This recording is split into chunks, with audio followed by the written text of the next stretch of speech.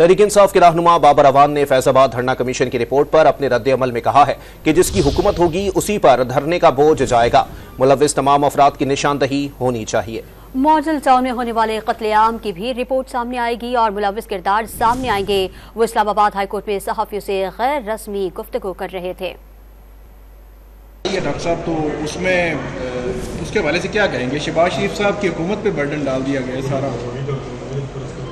جس کی حکومت ہوگی اس پہ برڈن جائے گا نا۔ مثال کے طور پہ جس دن اصلی رپورٹ نکلنی ہے جو لاہور میں 2 میسکر ہوئے تھے ماڈل ٹاؤن کے، تو اس میں بھی تو نکلے گا نا کوئی نہ کوئی، جس کی حکومت ہے وہی نکلے گا۔